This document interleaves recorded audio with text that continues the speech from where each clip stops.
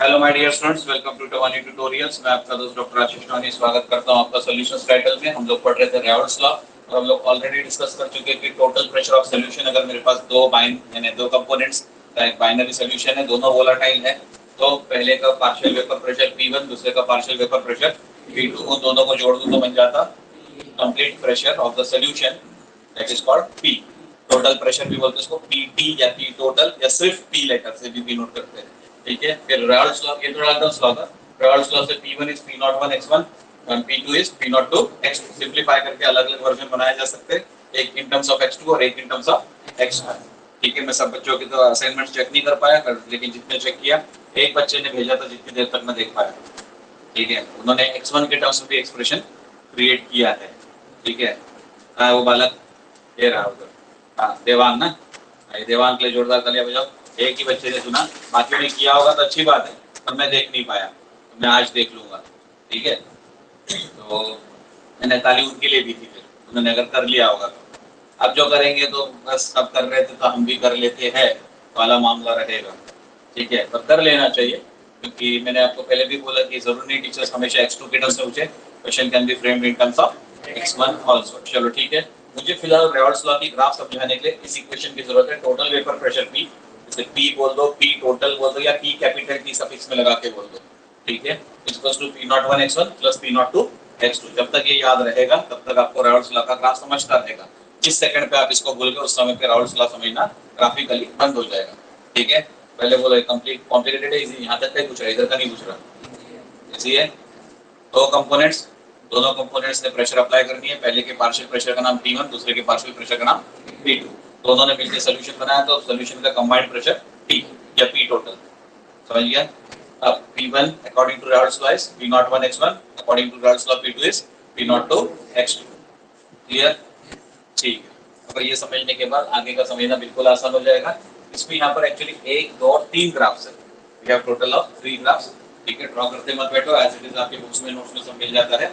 ठीक है, state board के टेक्स्ट बुक्स में एक ग्राफ गलत बना हुआ है, ये रेक्टिफाइड ग्राफ है। स्टेट बोर्ड के टेक्स्ट बुक में इसकी गलती हुई है। एनसीईआरटी बराबर बनाया है, स्टेट बोर्ड पता नहीं इस बार नकल मारने में कैसे पीछे रह गए, शायद उसी चढ़ा के बैठा होगा। ठीक है, तो उनसे गड़बड़ हुई है ग्राफ में, लेकिन गलती है वो टाइपो एरर जो होता है ना, x1 को x2 x2 को x1 ऐसा कुछ गलत कर लिया उन्होंने। ठीक है, तो this is a perfected graph. लेकिन इसके लिए मतलब ये नहीं कि अभी आप इसको पहले बनाते बैठ जाओ, आपको पहले इसको समझना है। ठीक है, जनरली काफी बच्चों की प्रॉब्लम रहती है कि एक ग्राफ पेपर पे एक ही ग्राफ बना रहता है, वही समझ नहीं आता। यहाँ पे एक ग्राफ पेपर पे 3 ग्राफ बने हैं। आमतौर पे एक ग्राफ पेपर पे एक एक्स एक्सिस एक वाई एक्सिस होती है, यहाँ पे एक एक्स एक्सिस दो वाई एक्सिस है। ठीक है, तो ये थोड़ा सा उस लॉजिक से देखा जाए तो कॉम्प्लिकेटेड लगता है फर्स्ट लुक पे, बट अगर आप स्टेप बाय स्टेप 3 पार्ट्स में इसको ब्रेक करके पढ़ेंगे तो आपको ये बहुत इजी लगेगा। अगर आपको ये समझ में आ गया तो खुश हो जाना कि आप वो चीज भी समझ रहे जो 100 में से 99 बच्चे नहीं समझते। ठीक है, 100 में से 99 बच्चे इसको नहीं समझ पाते, और अगर आपको समझ में आ गया तो आप खुश हो जाना। वो 1% बच्चों में आते हैं जो समझाने पे समझ जाते हैं, मतलब तरक्की करने की इच्छा ठान लिए तो आगे कर भी लेते हैं। ठीक है, तो पहले तो मैं आपको इस ग्राफ के टर्म से वाकिफ करवाऊं। ये जो हॉरिजॉन्टल लाइन दिख रही है इसको आप समझो एक्स एक्सिस, समझ सकते हैं। ये जो वर्टिकल लाइन दिख रही है इसको वाई एक्सिस समझो फॉर द फर्स्ट लुक, और ये जो वर्टिकल लाइन दिख रही है ये और एक वाई एक्सिस है, ऐसा समझ लो। कॉमन एक्स एक्सिस है और दो वाई एक्सिस है यहाँ पर, vertical is Y, horizontal is X. ठीक है, इतना भी एक अंदाजा आ गया ना। ये डैश लाइन ग्राफ 1 है, ये डैश लाइन ग्राफ 2 है, ये सॉलिड लाइन ग्राफ 3 है। इतना भी एक फर्स्ट लुक में समझ में आ गया। वाई एक्सिस पे हमने किसको प्लॉट किया? वेपर प्रेशर्स को प्लॉट किया। वेपर प्रेशर P1 वाला भी इधर ही आएगा, P2 वाला भी आ जाएगा, मतलब फर्स्ट कंपोनेंट सेकंड कंपोनेंट वाला, टोटल प्रेशर भी इधर ही आएगा। मतलब वेपर प्रेशर सिर्फ वो फर्स्ट कंपोनेंट का और सेकंड कंपोनेंट का या टोटल प्रेशर हो। हमने कौन सी एक्सिस चुनी इसलिए? Y axis. ठीक है, और मोल फ्रैक्शन को चुना है अलॉन्ग द एक्स एक्सिस। अगर किसी ने बोला ये ग्राफ किसका है, आप बोलना है it is vapour pressure versus mole fraction. 1 mark मिलेगा इसके लिए। ठीक है, सीबीएसई वालों को बहुत इंटरेस्ट रहता है ऐसे सवाल पूछने में। तो ये राउल्स लॉ का ग्राफ किसके बीच में बना हुआ है, क्या है उस ग्राफ में, वो नहीं पूछेंगे किसका किसके साथ प्लॉट बना है, तो आप बताओगे। हमेशा कोई भी ग्राफ को बताने का एक इंटरनेशनल रूल है, वाई एक्सिस का नाम पहले लेते, एक्स एक्सिस का नाम बाद में लेते। उसको बोलते हैं वाई वर्सेस एक्स। इस बार वाई एक्सिस पे कौन खड़ा है? Vapour pressure. एक्स एक्सिस पे कौन खड़ा है? Mole fraction. It's the graph of vapour pressure versus mole fraction in all the 3 cases. तीनों ग्राफ्स में यही है, vapour pressure versus mole fraction. यहाँ तक भी दिमाग में बैठा? स्टेप बाय स्टेप समझते बैठो। पेन को कॉपी में मत ध्यान दे मैं क्या बोल रहा हूँ यार, पहली अपील करने के बाद भी समझ नहीं आती। पेन के ढक्कन बंद करो, कॉपी भी बंद कर दो, यानी बोर्ड की तरफ ही ध्यान रहेगा। ये बिल्कुल ठीक पोजीशन में बैठा, एकदम मस्त। बोले पूरा फिल्म का एंटरटेनमेंट लेंगे हम लोग, इसको बोलते फीस वसूलना। हमसे समझेंगे तो फीस वसूल होगी। तो माँ बाप को तो लगेगा पढ़ाई कर रहे हो, मुझे पता चल रहा है कि आप पढ़ाई का नाटक कर रहे हैं। पढ़ाई करना और पढ़ाई का नाटक करना अलग चीज होती है, मैंने पहले भी समझाया आपको। नाटक मत करो, ठीक है? पढ़ने आए हो ईमानदारी से पढ़ो, मजा आएगा पढ़ने में। चलो तो अभी ग्राफ के लिए शुरुआत करते हैं। सभी के सभी ग्राफ स्ट्रेट लाइन दिख रहे हैं? ये ग्राफ देखो, ग्राफ 1 स्ट्रेट लाइन है, ग्राफ 2 भी देख लो स्ट्रेट लाइन है, और ग्राफ 3 भी देख लो स्ट्रेट लाइन है। इसमें से ग्राफ 1 इज पासिंग थ्रू इधर वाला ओरिजिन, एक्स और वाई एक्सिस के इंटरसेक्शन को ओरिजिन बोलते हैं। इधर वाला ग्राफ एक्स एक्सिस ये वाई एक्सिस, तो ये ग्राफ 2 को देखो वो भी ओरिजिन से ही जा रहा है। ग्राफ 1 और 2 is passing through, graph 3 is not passing through origin, तो ना इधर के ओरिजिन से जा रहा ना उधर के ओरिजिन से जा रहा है। ये भी फर्क ध्यान में आ गया। अभी तक अपने पढ़ना कुछ भी शुरू नहीं किया मैथमेटिकली ना ग्राफिकली, बस जो देख देख के समझ में आ रहा उतने ही पढ़ रहे। कितने कितने कंक्लूजन बन गए फटाफट बोलो। ग्राफ किसका है? कितने ग्राफ है यहाँ पे? कौन कौन से ग्राफ है? तो एक है P1 का ग्राफ, मतलब प्रेशर 1, दूसरा है P2 का ग्राफ, और तीसरा है टोटल प्रेशर का ग्राफ, जिसे कैपिटल P बोल दो या P टोटल बोल दो। तो समझ आ रहा है? यही तो तीन चीजें मिलाकर हमारा रेनॉल्ड्स लॉ और डाल्टन्स लॉ बन रहा था, ख्याल आ रहा है क्या? तो वही सब चीजों के ग्राफ है। पहले कंपोनेंट के वेपर प्रेशर को P1 बोल के ग्राफ बनाया, दूसरे कंपोनेंट के वेपर प्रेशर को P2 बोल के ग्राफ बनाया, और बाद में उनको ऐड करके टोटल वेपर प्रेशर का ग्राफ बनाया। यहाँ तक क्लियर? पक्का? Any difficulty? नो। चलो अब ग्राफ के डिटेल्स में जाते हैं। अब आप थोड़ा सा ना वो बन जाओ, अर्जुन, यू नो अर्जुन, उसका एक स्टोरी बड़ा फेमस था। उसका गुरुजी लोग बोले कि भाई क्या दिख रहा, तो बोले चिड़िया का आप दिख रहा। उसको पूरी चिड़िया नहीं दिख रही थी, तो आपको एक पूरा ग्राफ अभी नहीं दिख रहा। आप अभी बन जाए अर्जुन, जितना मैं बताऊं उतना ही देखना, बाकी सब देखना बंद कर देना। आप सिखाए हुए रटूट होता अर्जुन, उसको सामने से समझता था, ठीक है? वो फर्क है, आपको ग्रेजुअली मॉडिफाई होना है। सिखाए हुए अर्जुन से समझदार अर्जुन, समझदार अर्जुन खुद समझ लेता था कि क्या देखना चाहिए और क्या छोड़ना चाहिए, ठीक है? अच्छा स्टूडेंट वो होता है जिसे पता रहता है किताबों में से क्या पढ़ना और क्या छोड़ना है। क्या होगा समझ में आ रहा है? आप कृपया करके समझदार अर्जुन बनने की तरफ अग्रसर रहे। जब तक आप बन नहीं जाते मैं आपको सिखाता हुआ अर्जुन, सीखता हुआ अर्जुन बना दूंगा। चलो हम लोग शुरू करते हैं यहाँ से। Consider this to be the origin, this is the x axis and this is the x axis only, this is the y axis, ठीक है? यहाँ तक समझ गया? so this is origin, ठीक है?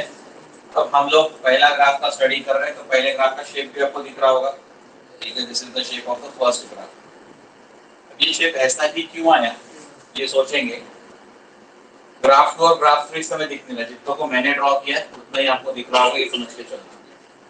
अभी मेरी आप मदद करेंगे, मेरी मदद आप कुछ इस तरह से करेंगे कि आप मुझे बता दें कि पहले कंपोनेंट का प्रेशर क्या कहलाता था और उसका फॉर्मूला क्या था। फर्स्ट कंपोनेंट का प्रेशर क्या कहलाता था सिंबॉलिकली, और उसका फॉर्मूला क्या था?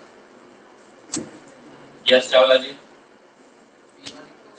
P1 is equals to P01 into X1, बराबर है ये चीज? पक्का? कोई तकलीफ नहीं? अब मेरे लिए ना दो मदद कर दो भैया। फ्रैक्शन का मिनिमम वैल्यू क्या रहता, पहला सवाल। फ्रैक्शन का मैक्सिमम वैल्यू क्या रहता, दूसरा सवाल। इसका मेरे मोल फ्रैक्शन से कोई लेना देना नहीं। दुनिया के सारे फ्रैक्शंस के लिए ये रूल होता है, अगर आपका कोई फ्रैक्शन है उसके एक मिनिमम वैल्यू हमेशा फिक्स्ड है और उस फ्रैक्शन की एक मैक्सिमम वैल्यू हमेशा फिक्स्ड रहती है। उससे कम वो जाता नहीं कभी, उससे बड़ा कभी होता नहीं होगा। वेरी गुड, शाबाश, ठीक है? विवेक जी ने बड़े विवेकशील आंसर दिया, ठीक है? कोई भी फ्रैक्शन किसी भी चैप्टर का, दूसरी क्लास के टेक्स्ट बुक का हो, 5वीं क्लास के टेक्स्ट बुक का, या भविष्य की आगे की किसी टेक्स्ट बुक में पाया जाए, ठीक है? फ्रैक्शन की कभी भी वैल्यू मिनिमम वैल्यू 0 ही रहती है और मैक्सिमम वैल्यू हमेशा 1 होती है। आप बोलेंगे नहीं समझता, चलो दूसरे तरीके से समझ लेते हैं। एक रोटी है, ठीक है? मैथ सिखा रहा हूँ। एक रोटी है तो टोटल कंपोनेंट हो गया आपके पास 1, ठीक है? ये पूरी रोटी मैंने खा ली तो 1 by 1, तो पूरी एक रोटी में का एक हिस्सा जो था पूरा का पूरा मैंने ही खा लिया, तो फ्रैक्शन का मैंने मैक्सिमम हिस्सा क्या यूज कर लिया, 1। समझ गया? एक रोटी के मैंने दो टुकड़े कर दिए, तो डिनोमिनेटर में आया 2, ठीक है। इस दो टुकड़ों में से एक टुकड़ा मैंने खाया, बराबर, मतलब less than 1 value, 1/2 is less than 1, ठीक है। ये एक रोटी है, इसका मैंने जितना टुकड़ा करना है कर लो, मैंने एक भी टुकड़ा नहीं खाया, बताओ फ्रैक्शन क्या हुआ? नीचे 2, ऊपर में एक भी टुकड़ा नहीं खाया, व्हाट इज दैट? तो कुछ हिस्सा ही नहीं मिला तो 0, पूरा खा गए तो 1। तो लोएस्ट वैल्यू हो गई 0, हाईएस्ट वैल्यू हो गई 1। ये समझ में आ गया? No fraction ever can be other than 1 और 0, lowest and highest value, sorry highest and lowest value, 1 is highest, 0 is lowest. अब वो कभी-कभी मैथ्स में आपको नेगेटिव फ्रैक्शन वगैरह दिखते हैं, that is a different significance, ठीक है। नॉर्मल सर्कमस्टेंसेस में फ्रैक्शन का जो बिहेवियर होता है मैंने आपको बता दिया। तो बच्चों x का नाम क्या है? Mole fraction. x1 का नाम क्या है? Mole fraction of component 1। x2 का नाम मोल फ्रैक्शन ऑफ कंपोनेंट 2। अभी क्लियर? x यानी मोल फ्रैक्शन। अब ये mole fraction is a fraction, इसकी मिनिमम वैल्यू क्या जाएगी? और मैक्सिमम वैल्यू क्या जाएगी? नहीं समझता तो चलो x1 का फार्मूला लिखते हैं। x1 इक्वल्स टू, बोलो, n1 अपॉन, ठीक है। तो अब मेरा कहना है कि दो भाई मिलके कमा रहे थे, एक भाई का नाम नंबर 1 A1, दूसरे भाई का नाम नंबर 2 A2। ये दो भाई थे, दो कंपोनेंट्स थे, इनकी कमाई चल रही थी। पहले भाई ने कुछ नहीं कमाया, तो परिवार में उसका हिस्सा कितना? 0 अपॉन एनीथिंग इज 0। ऐसा हो रहा कि दूसरे भाई ने कुछ नहीं कमाया, सिर्फ पहले भाई ने कमाया, दूसरे भाई ने कुछ नहीं कमाया, तो n2 इज 0। 0 को यहाँ पे सब्स्टिट्यूट करो तो बनेगा n1 upon n1, n1 upon n1 is 1। तो सारी कमाई पहले भाई की हो गई। क्या बोलो, समझ में आ गया क्या? कोई मुश्किल? ठीक है। तो x1 की मिनिमम वैल्यू क्या हो सकती? x1 की मिनिमम वैल्यू 0 और मैक्सिमम वैल्यू क्या हो सकती? 1। ये दिमाग में बात बैठी क्या? बोर्ड की तरफ देखते रहना, इधर उधर देखना नहीं। अभी तक मैंने फिजिक्स सिखाना शुरू नहीं किया, ना केमिस्ट्री सिखाना शुरू किया, ना फिजिक्स और केमिस्ट्री का मिक्सचर, फिजिकल केमिस्ट्री बताया। अभी तक सिर्फ मैथमेटिक्स चली। अब हमारे ग्राफिकल रिप्रेजेंटेशन की तरफ, x1 की मिनिमम वैल्यू सब्स्टिट्यूट करो, क्या? 0 into anything is 0। तो मुझे मिल गया पहला पॉइंट। जब x1 है 0 तो प्रेशर इज आल्सो 0। ये प्रेशर की एक्सिस है ना, ये प्रेशर की एक्सिस। तो x1 जब 0 डाला तो प्रेशर भी 0 मिला। ये बात समझ में आई? अब x1 की मैक्सिमम वैल्यू बोलो, तो 1 into P01 इज, जब x1 की वैल्यू 1 हो गई तो प्रेशर बढ़ते बढ़ते बढ़ते बढ़ते P01 हो गया। प्रेशर की वैल्यू बढ़ रही है, 5, 10, 20, 30 करते करते मैक्सिमम वैल्यू P01।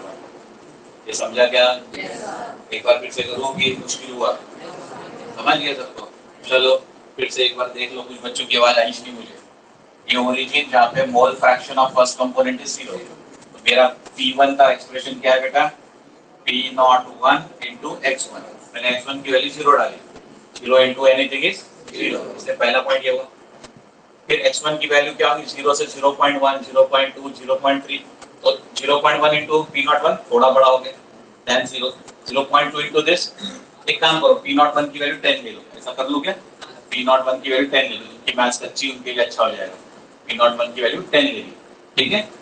चलेगा? 10 की बड़ा नंबर ले लो, बड़ा ले लो, 100 ले लो, अपने बाप का क्या यार है, लेना ही तो है, ठीक है?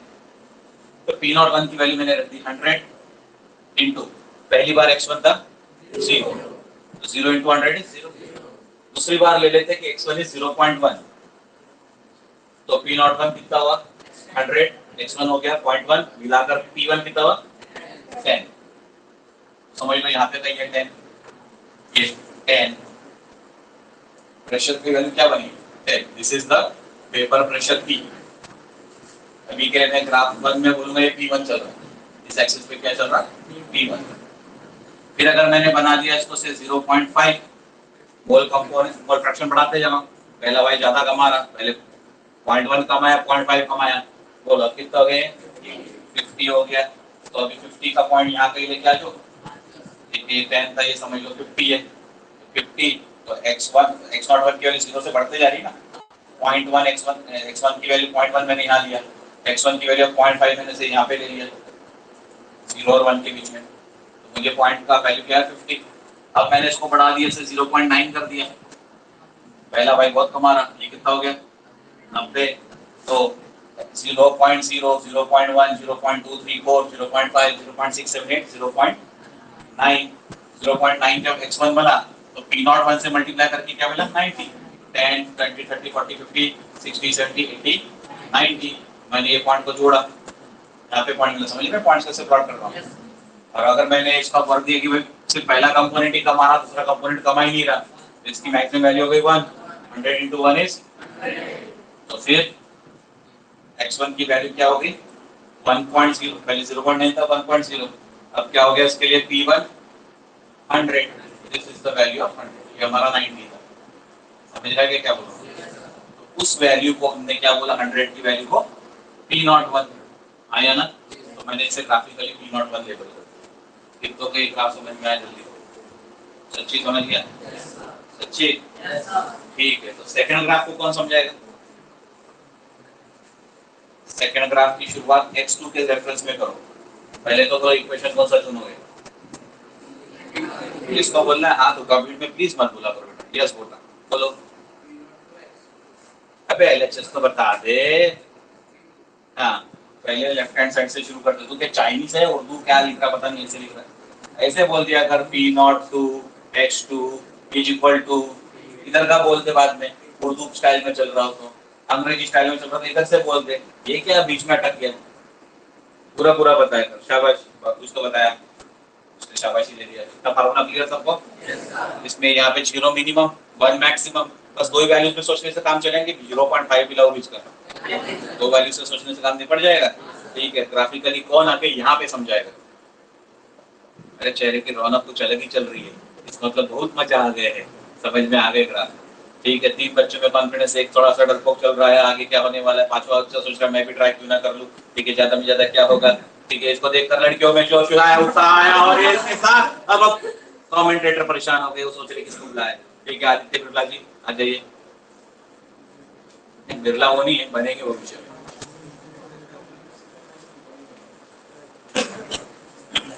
एक्सप्लेन करना है, बोलना है। वाई एक्सिस उधर चुनिए, यहाँ पे ये हमारी एक्स एक्सिस है, थोड़ा लाउडली बोलो, पीछे तक सुनाई नहीं चाहिए, 2 मिनट के फैन बंद करो। ये हमारी वाई एक्सिस है और ये हमारी एक्स एक्सिस है, और ये पॉइंट यहाँ पे जो है ये हमारा ओरिजिन है, यहाँ पे बिल्कुल सही। ओरिजिन पे हमारे जब हमने यहाँ x2 की वैल्यू 0 लिए तब हमारी p2 की वैल्यू 0 इंटू p2 0 हो जाती है, तो ओरिजिन पे हमारी वैल्यू यहाँ पे 0 मिल रही है, पहला पार्ट प्लॉट हो गया, अब सीधा आगे पार्ट प्लॉट कर लो। मैक्सिमम वैल्यू इसकी x2 के लिए 1, तो 1 इंटू p2 नॉट p02, तो हमारी जो मैक्सिमम वैल्यू है वो p02 यहाँ पे पुट हो गया। हमने जब यहाँ से ग्राफ की लाइन खींचे, मिनिमम मैक्सिमम पॉइंट को सीधा ज्वाइन कर लो, मल्टीपल पॉइंट्स बनाते तो इसी बीच में आ जाता था, समझ गए क्या डायरेक्टली, ठीक है, वेरी गुड बेटा, शाबाश।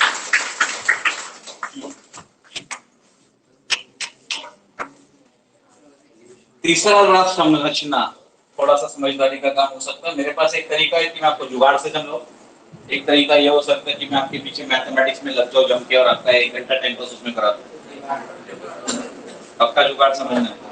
ठीक है, अगर आप इसे घर में करना चाहते ना तो प्लीज मेरे बता रहे एक्सपेरिमेंट को क्राफ्ट पेपर पे या तो आपके कॉपी के पेपर पे भी आप ट्राई कर लेना, जो मैं बता रहा हूँ एक बहुत सुंदर सी चीज बताने वाला हूँ, बहुत यूनिक सा कंसेप्ट है, लोग इसको ट्राई करते नहीं, लेकिन अगर आपने एक बार भी क्राफ्ट वाइज ट्राई किया है, क्राफ्ट समझा, ड्रॉ करने का, काटने का, जोड़ने का, जो क्राफ्ट बोलते हैं, तो वो थोड़ा सा क्राफ्ट बेसिस पे ट्राई कर लिया तो मैं आपको एश्योर कर सकता हूँ कि आपका काम परमानेंट हो जाएगा राउंड्स लॉ का।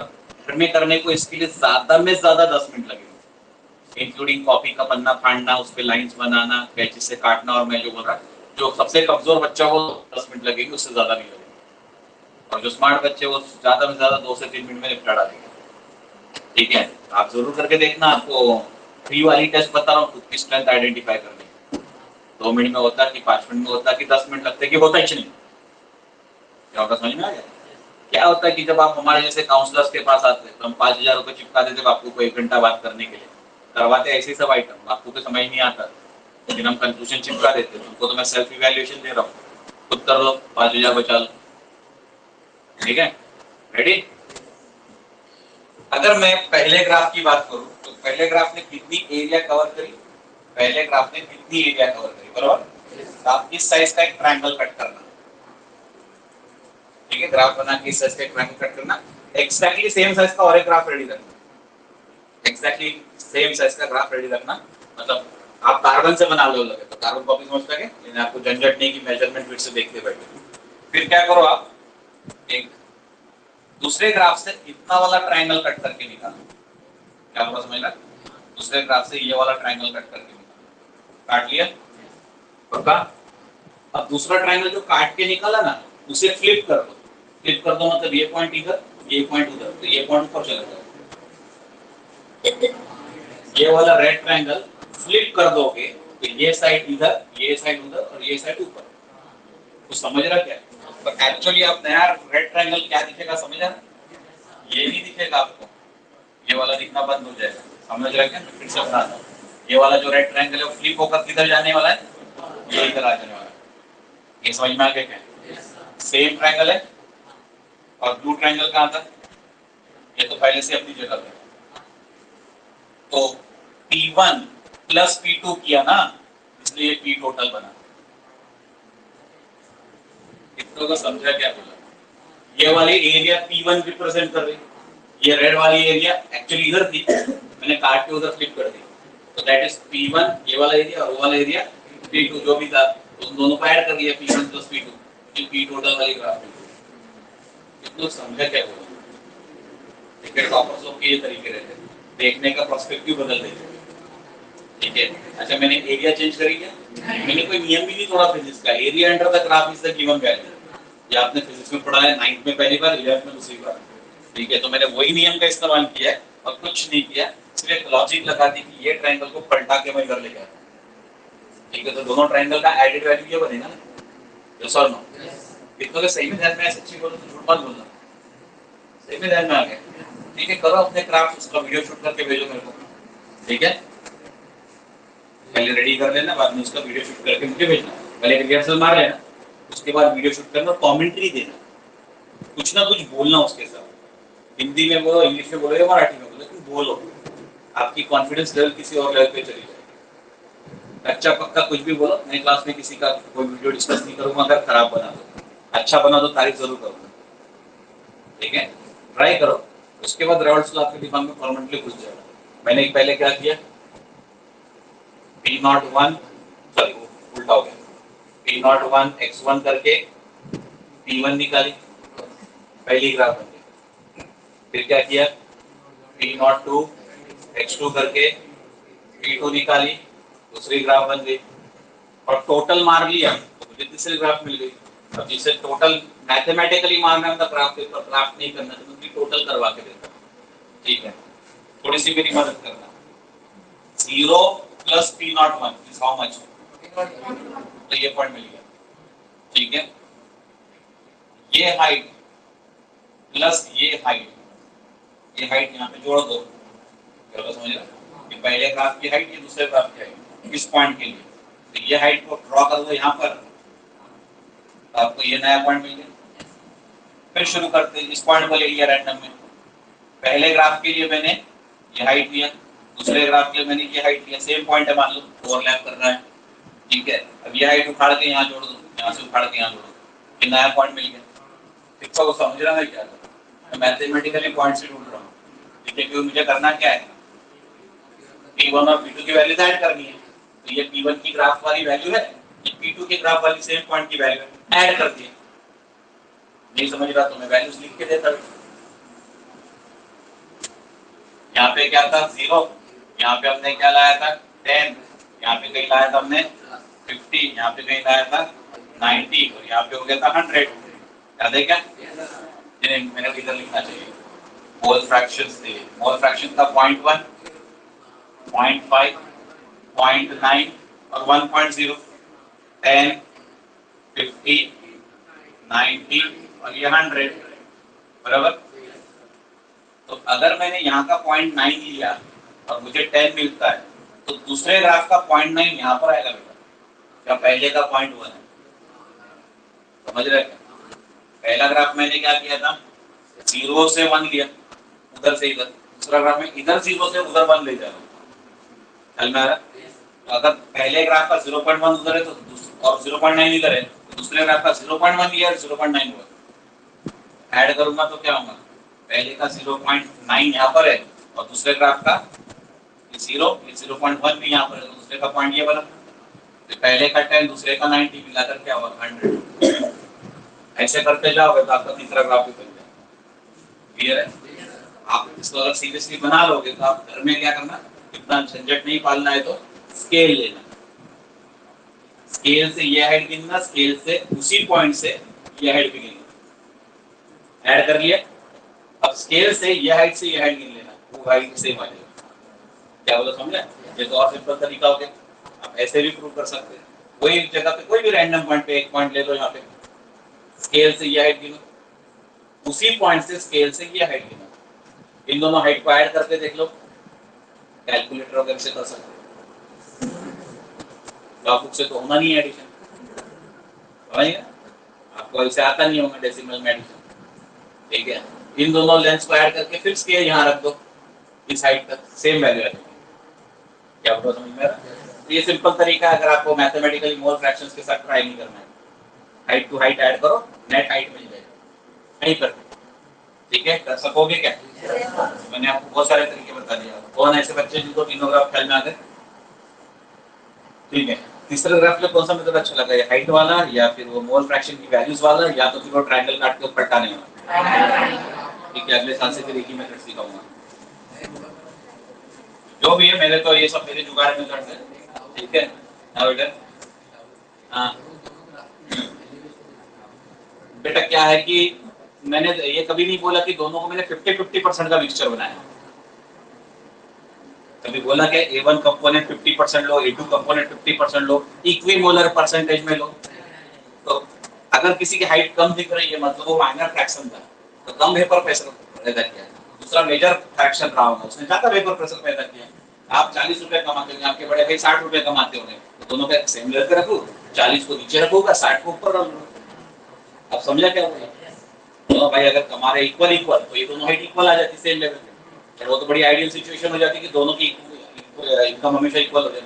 कभी किसी की ज्यादा बन जाते, कभी किसी के कम बन जाते। सॉल्यूशन मिलाकर हमने से फॉर एग्जांपल एसिड में बेस डाला, एसिड में बेस डाला, तो 10 ml एसिड में 10 ml बेस ही पड़ता है क्या? नहीं ना, कम ज्यादा होता है, कभी कम होगा कभी ज्यादा होगा। तो कंपोजिशन जो बनेगा तो उसमें दोनों के मोल फ्रैक्शंस इक्वल नहीं रहेंगे, इसलिए दोनों द्वारा प्रोड्यूस वेपर प्रेशर भी इक्वल नहीं रहेगा, इसलिए एक कम ने कम दिखा दे, एक का ज्यादा। आप ये कर सकते थे कि P01 को ऊपर ले जाओ, P02 को नीचे लिखा दो, तब भी वो ग्राफ सही रहता। उस समय हम ये मान लेते कि P01 ने ज्यादा वेपर प्रेशर पैदा बनाए, पर P02 वाला जो सेकंड कंपोनेंट की वेपर प्रेशर कम बनी, मतलब उसका मोल फ्रैक्शन कम रहा। बात समझ आ गई? It was a nice question कि भाई साहब को शाबाशी दो, ऐसा सोचना पड़ता है, इसको बोलते हैं क्रिटिकल थिंकिंग। ठीक है, दोनों एक लेवल पे क्यों नहीं थे? ठीक है, तो मैंने इसका उसने एक सवाल पूछा तो उसके रिलेटेड मैंने 2 जवाब और दे दिए, इसके सवाल का भी जवाब, और उल्टा कर सकते हैं ये भी बता दें, 2 चीजें मिल गई। तो अच्छे सवाल पूछने का फायदा ये है कि आपको उससे रिलेटेड उसका तो पहले जवाब मिल ही जाएगा, उससे रिलेटेड और भी चीजें जो टीचर्स ऐसे ट्विस्ट कर सकते हैं एमसीक्यूज में, ठीक है, उसके भी जवाब आपके पास तैयार होते चले जाएंगे। उम्मीद करता हूँ कि चावला जी का सवाल और मेरा जवाब आपके ख्याल में आ गया। आगे चलना आया ना? We are totally done with Raoult's law का ग्राफ thoroughly। इसके आगे अब जाएंगे, ये सब उसी का डिस्क्रिप्शन है, मैंने आपको ऑलरेडी समझा दिया। अब राउल्ट्स लॉ के न्यूमेरिकल्स। अच्छा, न्यूमेरिकल्स पहले करा लो कि वेरिएशंस पहले करा लो? न्यूमेरिकल्स कर लो क्योंकि फ्रेश रहते दिमाग में। चलो पहले न्यूमेरिकल कर लेते। Open up your numerical copies पे चलो। यहाँ बैठे हो, 2 बच्चे बैठे हुए। अरे वहां 2 बैठे, गिनती भी नहीं आती क्या? वहां बैठने की इच्छा है तो मैं बिठा दे सकता हूँ, कोई तकलीफ नहीं। 4 बच्चों का बेंच हो, बस्ते को इनकन्वीनियंस हो रहा हूँ तो इधर कर लो बेटा, बस्ता बाजू कर लो।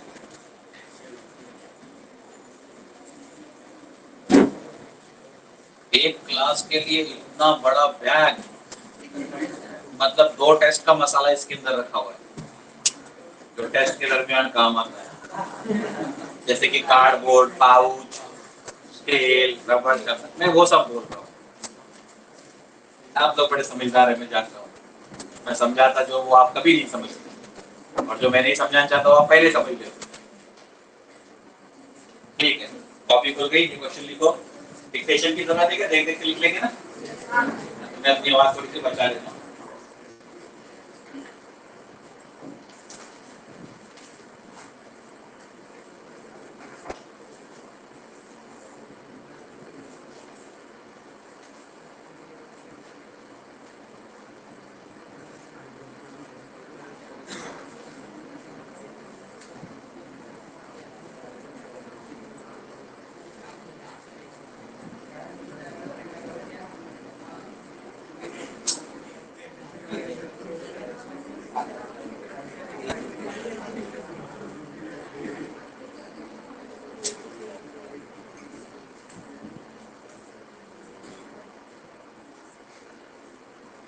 लिख लिया? जैसे बच्चों की आवाज आनी शुरू हो जाती समझ जाता हूँ मैं लिख के हो गया। ये बच्चा ही बातें करेगा ना, ये बच्चा थोड़ी बातें करेगा। हो गया? चलो, ये पहले वाला क्वेश्चन थोड़ा इजी है, दूसरा वाला भी इजी रहेगा लेकिन लेंथी रहेगा। ठीक है, अब लेंथी क्वेश्चंस अक्सर मैंने देखा है ज्यादा इजी रहते हैं। लोगों को एक्चुअली इसमें तकलीफ ये रहती है कि क्वेश्चन दिखने को लेंथी दिखता है, पर टीचर भी क्या रहता स्मार्ट, उस क्वेश्चन के अंदर पहला सब डिवीजन, दूसरा सब डिवीजन, तीसरा सब डिवीजन, ऐसे 2-4 डिविजन बना देगा। तो एक्चुअली अगर आप उसको ब्रेक करके पढ़े तो हर छोटा डिवीजन अपने अपने एक छोटा न्यूमेरिकल। क्या बोला, समझ में आ गया? तो कभी भी बड़े न्यूमेरिकल को देखकर घबराना नहीं, तो 2-3-4 छोटे न्यूमेरिकल की कॉम्बिनेशन रहती है, अपने दिमाग को समझा के रखो। ठीक है, ऐसा तो मुझे कई बार ये फील होता है कि छोटा न्यूमेरिकल जो दिखता है जिसमें एक ही चीज पूछ रहे हैं वो ज्यादा टाइम कंज्यूम कर लेता है, प्रोपोर्शनल टू मार्क्स के रेफरेंस में बात करता हूं। क्वेश्चन में आ जाते हैं, a mixture of 2 liquids A and B, 2 liquids है, पहले का नाम ए दूसरे का B, have vapour pressures this and that. ठीक है बच्चों, मेरे को जल्दी से बताओ सिंबल क्या डाला उन्होंने। ये वेपर प्रेशर P1 है, P01 है, क्या है? हाँ, P1 या P01? देखो उन्होंने बोला कि हैव वेपर प्रेशर्स, ठीक है। उन्होंने यहाँ पर आपको यहाँ पे क्लियर कट ये नहीं बोला कि ये प्योर सोल्यूशन का है या तो फिर मिक्सचर का है। तो मैं मिक्सचर में डालने के पहले के प्योर कंपोनेंट का मानना चाहूंगा, क्योंकि दोनों की वैल्यू अलग अलग बताई। और मिक्सचर का तो वेपर प्रेशर क्या है वो ढूंढो बोलता ना रे, तो यहाँ पर बहुत क्लियर बोल दिया कि ये सोल्यूशन का नहीं है। सोल्यूशन का रहता तो ढूंढने का को लगाता। समझ आ गया ना? आपको बहुत क्लियर होना चाहिए कि दिस इज मोल, सॉरी क्या, vapour pressure of first component, यानी कि आप P नॉट ए भी बोल सकते हैं, ए दिखाने के लिए, या P नॉट 1 भी लिख सकते हैं, और इसके लिए P नॉट बी भी लिख सकते हैं या तो P नॉट 2 भी लिख सकते हैं। समझ में आ गया क्या हो रहा है? Either you write P not a referring to a, या P नॉट 1 मालूम है 1 यानी फर्स्ट नंबर, ए यानी फर्स्ट अल्फाबेट, चल जाता हो। ठीक है, आपको जो सिंबल पसंद है वैसे लिख लेना। फिर बोलते हैं the mole fraction of A is mole fraction, fractions में if the mole fraction of A is 0.85 find the vapor pressure of solution। अरे आपने कर दिया, मोल फ्रैक्शन ऑफ B दिया ही नहीं। वेरी गुड, हम स्मार्ट बच्चे लोग हैं, हमें पता है mole fraction of A and mole fraction of B का टोटल इज 1। कल आपने मेहनत की थी ना, XA + XB = 1, X1 + X2 = 1, तो हम वहां से सेकंड मोल फ्रैक्शन निकाल सकेंगे। ठीक है, तो चलो मुझे अप्रोच बताओ, वेपर प्रेशर ऑफ सॉल्यूशन की फार्मूला बताओ। कौन बताएगा वेपर प्रेशर ऑफ सॉल्यूशन की फार्मूला? बोलिए। P इक्वल्स टू, P को P टोटल भी बोलते हैं, ठीक है, उसका टेंशन मत लेना कि P बोला या PT बोला या P टोटल बोला, अलग अलग बुक्स अलग अलग बोलती है। Equal to P not 1 X1, इधर A बोलेगा उधर 1 बोलेगा तो गड़बड़ होगी, प्लस P नॉट 2 X2। ये समझेगा P1 + P2, P not 1 + P not 2, X1 X2 से मल्टीप्लाई करने के बाद। क्लियर है ये बात? मेरा तो खेल खत्म है, मेरा खेल खत्म है, मैंने आपको गिवन लिखवा दिया, this is P not 1, this is P not 2, ये गिवन हो गया ना। टू फाइंड क्या हो गया,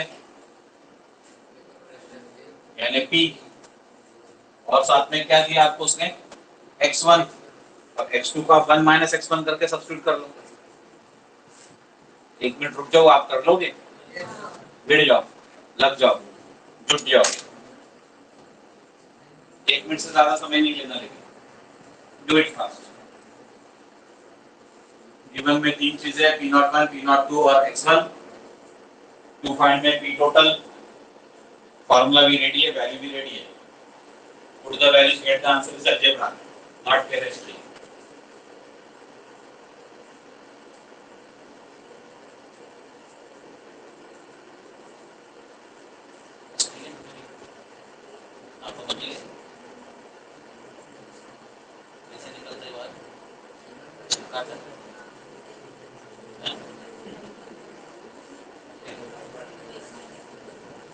चुप करेंगे।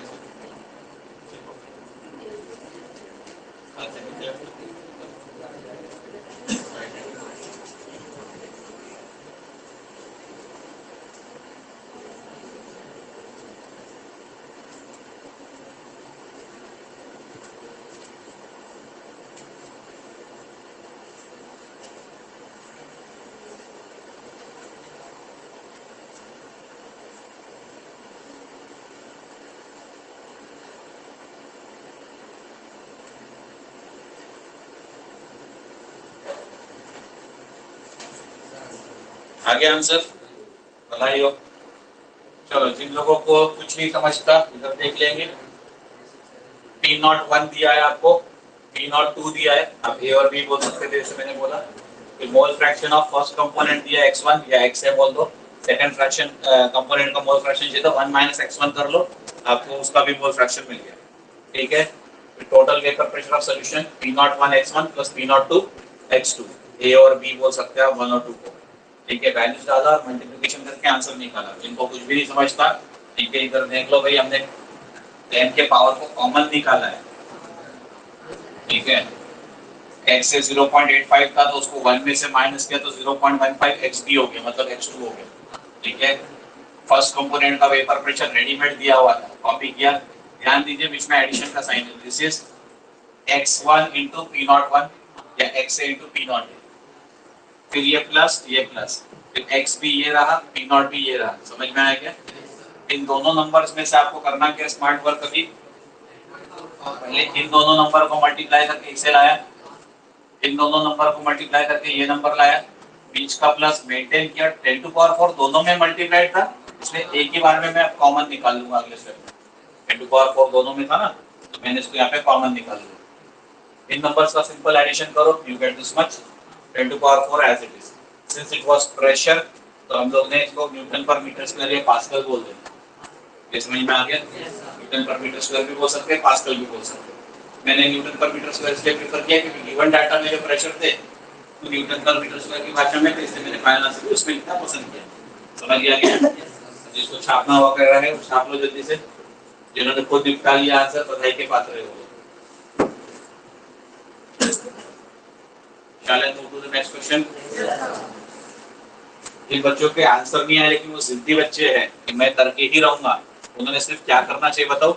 सिर्फ फाइनल आंसर नोट करना चाहिए। स्ट्रेटेजी भी मैंने समझा दी, घर में बैठ के एक एक स्टेप रिकलेक्ट करना कि अब मैं क्या करूँ। क्या बोला, समझ में आ गया? तो उस तरह से क्या होता है कि न्यूमेरिकल की प्रैक्टिस अच्छे से होने लगती है उन बच्चों की भी जिनकी न्यूमेरिकल्स कमजोर होती है। अपने कमजोरी को अपना हथियार बनाकर लड़ना सीखो बच्चों। जो वीक पॉइंट रहता है उसको स्ट्रेंथ बनाओ। उसको बनाने का तरीका, उस चीज के पीछे 2-4 बार लग जाओ। सेम कैलकुलेशन को 2 बार 3 बार 4 बार रिपीट करो अपने कॉपीज में। ठीक है, जब तक आप उस पर परफेक्शन में आ जाए। ये अंडरस्टूड है कि सेम न्यूमेरिकल नहीं आएगा, लेकिन सेम टाइप में तो आएगा। प्रोसीजर परफेक्ट हो जाएगी तो उस सेम टाइप की न्यूमेरिकल को आप निपटा सकोगे। अभी जो देखा वो ट्रेलर का भी एक एडवांस वर्जन दिखाता हूँ अगले क्वेश्चन में। क्वेश्चन देखो, लंबा दिख रहा है। लंबा क्वेश्चन मतलब सच में लंबा नहीं होता, उसमें एक से ज्यादा छोटी छोटी चीजें होती है। ठीक है, तो आप ये पूरा क्वेश्चन लिख लो और उसमें कितनी चीजें ढूंढनी है फिर वो बताना, मतलब ये उतने सारे क्वेश्चन है। ठीक है, पहले क्वेश्चन नोट कर लो फटाफट।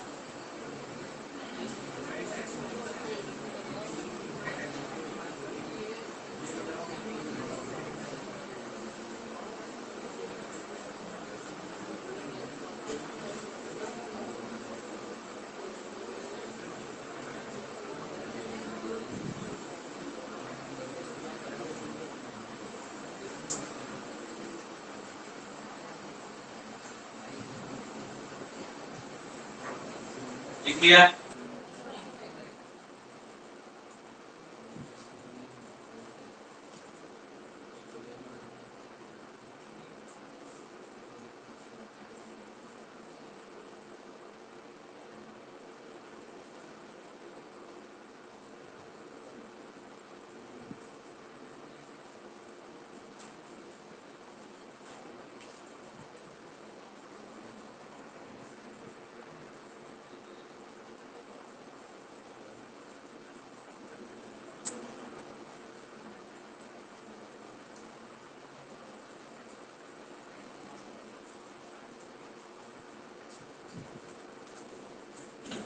ठीक है, it's time to understand the question now.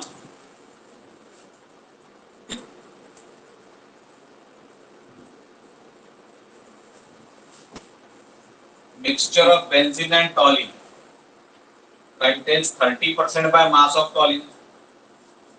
अच्छा, आइडियल सॉल्यूशंस जिसके हम बारे में बात आपसे कर रहे थे प्रीवियस एपिसोड में, ये वो सॉल्यूशंस है जो राउल्ट्स लॉ भी करते हैं. दुनिया में परफेक्टली आइडियल सॉल्यूशन एक भी नहीं है. This is a very near ideal solution, benzene and टॉलिन का कॉम्पोजिशन.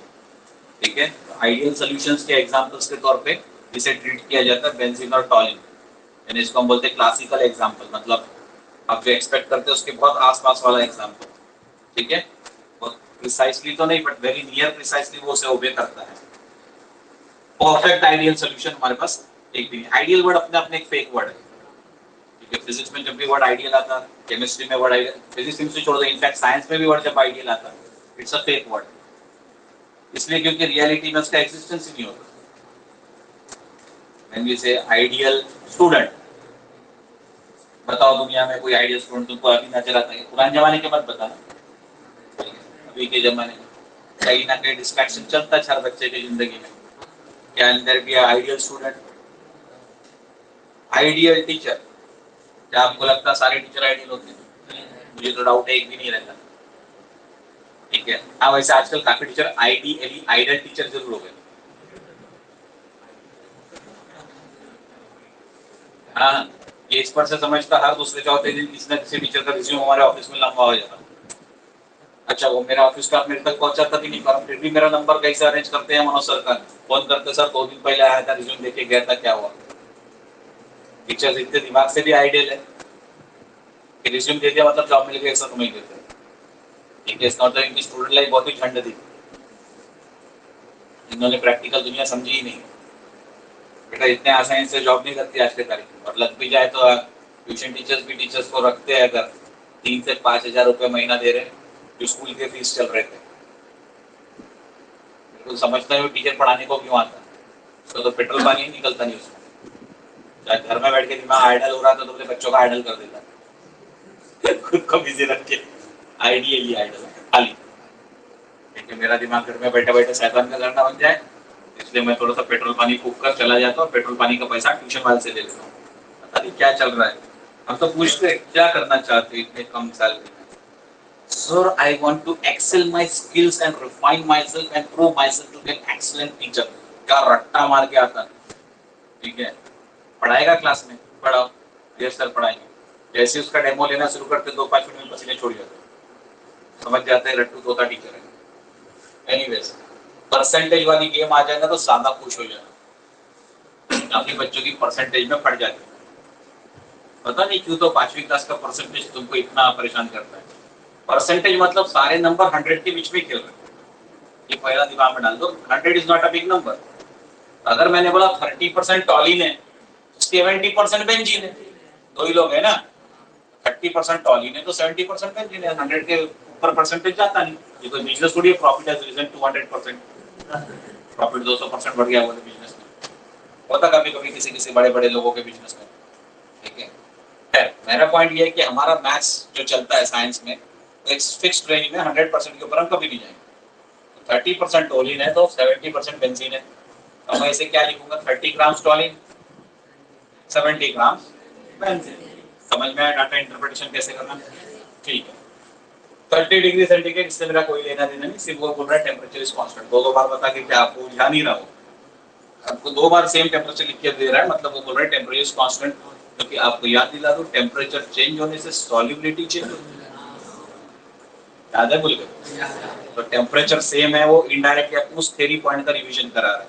काफी फिजिक्स टीचर्स, केमिस्ट्री टीचर्स जब हमारे पास आते हैं, ऐसे न्यूमेरिकल हम सॉल्व करने लगाते कभी कर भाई, तो उसको पूछते भाई, पूरे सॉल्यूशन भी कर देता टीचर, काफी अच्छे रहते कुछ कुछ टीचर, पूरा न्यूमेरिकल सॉल्व करते. फिर हम उसको बड़ा प्यारा क्वेश्चन पूछते, सर इसमें टेम्परेचर कहाँ फिट हुआ फार्मूले में? बोले कहीं नहीं. फिर हम पूछते दिया क्यों है? बस ऐसे बच्चों को कंफ्यूज करने के लिए दिया है. ना 2-2 बार कंफ्यूज करने के लिए दिया है. स्टाइल रहता बोले टीचर का अपना. सीधा सीधा कांस्टेंट टेम्परेचर बोल रहा है, सीधी भाषा. ठीक है, टेम्परेचर चेंज होता है तो सॉलिडिटी चेंज होती है, मोल फ्रैक्शंस में जो वेपर प्रेशर वो क्रिएट करते वो बदल देना। ठीक है, तो कृपया करके उसकी सिग्निफिकेंस है, ये बात हो रही कि उससे न्यूमेरिकल में हमें कोई मदद नहीं मिलती, तो उसका इंपॉर्टेंस है। क्लियर है बात? यानी कि अगर भविष्य में आप केमिस्ट बनते हो, लेबोरेटरीज में वर्क करते हो, या फिजिसिस्ट बनते हो, फिजिक्स लैब्स में वर्क करते हो, ऐसी कोई सिचुएशन के अक्रॉस एक्सपेरिमेंट हो रहा है तो आपको क्या ध्यान रखना है कि लेबोरेटरी का रूम टेम्परेचर चेंज होने लगा, आपने एक्सपेरिमेंट रोक देना। इसलिए कई लोग क्या करते हैं, लेट नाइट बैठ के एक्सपेरिमेंट्स करते हैं, जिन्हें परफेक्ट रिजल्ट चाहिए। लेट नाइट में टेम्परेचर वेरिएशन आसानी से नहीं होता।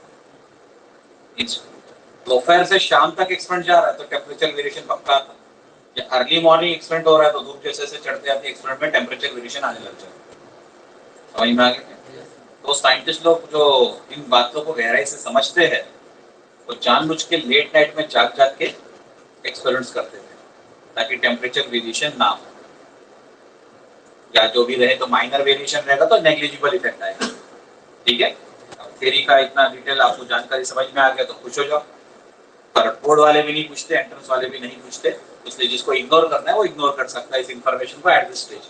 बट मुझे मालूम है आप में से काफी बच्चों को मजबूरी में बीएससी करनी पड़ेगी, डॉक्टर इंजीनियर तुमने बनना नहीं है, सेंट्रल यूनिवर्सिटीज के लिए सीयूईटी की तैयारी नहीं कर रहे, तो फिर फालतू से पढ़ाई में करोगे, फिर ये सब मजबूरी में करना पड़ेगा। ठीक है, ऑनेस्टली स्पीकिंग ऐसे डॉक्टर मुझे ये कभी भी एक्सपेरिमेंट करना ही नहीं पड़ा। कहा बेंजीन टॉलिन खेलूं, human blood, human urine, human saliva, वो केमिकल क्या कम है खेलने को? समझे नहीं समझे क्या बोल रहे? ये बेंजीन टॉलिन में खेलने में जिंदगी नहीं बर्बाद हुई, इसके खेलने से कोई एक्स्ट्रा पैसे नहीं मिले, वो खेलने में रोज पैसे मिलते, ठीक है, इज्जत भी मिलती। तो सोचो बेटा कि कौन से केमिकल के साथ खेलने में इज्जत मिल रही है। या तो फिर आप इंजीनियर बनो, केमिकल इंजीनियरिंग भी होता है उसमें, पेंट्स, पॉलीमर्स, ठीक है, प्लास्टिक्स, सबके ऊपर ब्रांच इंजीनियरिंग, मेटल्स, इसके ऊपर मेटलर्जी की ब्रांच, ठीक है, एक्सट्रैक्शन के ऊपर माइनिंग की ब्रांच, भरपूर ब्रांचेस है। यू कैन टेक मस्त एडवांटेज, जो चीज कर रहे हो उसके लिए पैसे भी मिलते हैं। क्रिकेट खेलता टेंडुलकर, उसको पैसे भी मिलते हैं, समझ रहा ना? तुम खेलते क्रिकेट, तुमको कुछ मिलता है? वो दो चार बच्चे हैं हमारे क्लास में थोड़ा प्रोफेशनल खेल लेते, उनको कभी ट्रॉफी वॉफी कुछ सर्टिफिकेट वगैरह मिल जाते, कभी कभी एक आधा चेक भी मिल जाता, ठीक है। बट ऑनेस्टली देखना है जितना इन्वेस्टमेंट उन्होंने डाला उसमें, investment is X, reimbursement is Y, but X was greater than Y. Education ऐसा सिस्टम है, investment is X, reimbursement is Y, but Y will be highly greater greater greater than X. इस बात को समझ लो। तो बेंजीन टॉलिन खेलना नहीं पड़ेगा, न्यूमेरिकल में लेके निपट लो, खत्म कर दो, ठीक है। तो टेम्परेचर की सिग्निफिकेंस बता दी, एग्जाम में कोई जरूरत नहीं है। वेपर प्रेशर ऑफ प्योर टॉलिन क्या लिखूं इसको? P01 या P0T, T फॉर टॉलिन, और बेंजीन के लिए P0B, B for benzene. Vapour pressure of pure टॉलिन is this much and that of pure benzene is that much, ठीक है। तो इसको सिंबल में क्या लिखूंगा? P0T, इसको P0B, assuming that the two liquids form ideal solution, मतलब राउल्ट्स लॉ ऑब्जर्व हो रहा है, डाल्टन्स लॉ ऑब्जर्व हो रहा है, ये मान के चलते हैं। Calculate the total pressure and partial pressure of each constituent above the solution at 30 degree centigrade. कितनी चीजें मांगा? तीन चीजें मांगी। टोटल प्रेशर तो दोनों कंपोनेंट्स का मिला के होता है, partial pressure of each constituent, तो बेंजीन का अलग से निकालना है, टॉलिन का अलग से निकालना है, ये बात समझ में है? तो आपको partial pressure of benzene, partial pressure of टॉलिन और टोटल प्रेशर ऑफ सॉल्यूशन, तीन चीजें निकालनी है, ये बात ध्यान में है?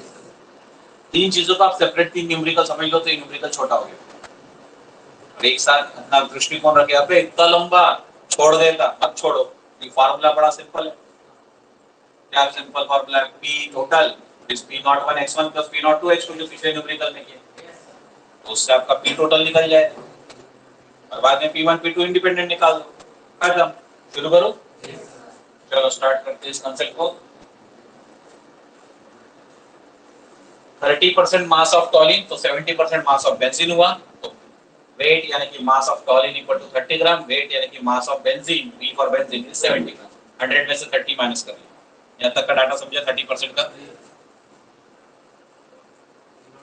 P not टॉलिन is this much, P not benzene is that much. इस बार देखो Newton per metre square unit नहीं दिया, उसने मिलीमीटर ऑफ मर्क्यूरी दिया, Hg ने मर्क्यूरी। तो मैं भी अपने आंसर्स में मिलीमीटर ऑफ Hg लिखूंगा, मैं इस बार न्यूटन पर मीटर स्क्वायर नहीं लिखूंगा। क्वेश्चन हमें कई बार बहुत सारी हिंट्स दे देता है कि हमें आंसर कैसे एक्सप्रेस करना है। यहाँ पर फिर से हमें एक हिंट मिल रही है, प्रेशर का यूनिट इस बार न्यूटन पर मीटर स्क्वायर या पास्कल नहीं डालेंगे, मिलीमीटर ऑफ मर्क्यूरी डालेंगे। अब please don't play physics here. P equal to H into rho into G, ये है H millimetre of mercury, height of mercury, into rho density of mercury 13.6 into G 9.8 और फिर निकालेंगे pressure. अरे please don't do that यार, वो तुम्हारा properties of fluids नहीं चल रहा है। समझ गया ना क्या बोला? उधर एच खेलने का, इधर हमारे केमिस्ट्री वाले कितने दयालु है, एच देते बोले इसी को प्रेशर मान ले, रोजी मत कर, रोजी रोटी रे, दोनों समझा? रोजी, मैं तीनों समझाया, स्मार्ट बच्चे तीनों समझते हैं। क्या चाहो जी, थोड़ा इस बार स्मार्टनेस लूज हो गया। हाँ, रो और जी में ध्यान रखो, तो रोजी अच्छी मिलेगी, फिर रोजी तो पीछे लग ही जाएगी। चावला जी बड़े स्मार्ट है, एक तीर से 3 शिकार करने वाले। ये सोच रहा है मैंने फालतू में पहले रोजी कर ली। Kajin Roji is very cozy with his Roji। Chawla जी का उसूल समझेगा? पहले करेंगे रो इंटू जी वाला रोजी, तो फिर मिलेगी मस्त रोजी, उसके बाद में लगेगी जिंदगी में ढेर सारी पीछे में रोजी। रोजी आंसी समझे जी? अभी हमने मॉलिक्यूलर वेट दिया नहीं, फिर आया कहां से? इसके लिए हमें ऑर्गेनिक केमिस्ट्री के नॉलेज की जरूरत है। अभी देखो, इसलिए हम लोग आपको पहले ऑर्गेनिक कराया, बाद में इधर को लाया। अब पहला केमिकल है टोलिन, दूसरा है बेंजीन, बराबर? सी नंबर आते कैसे हो मैं बताता हूँ।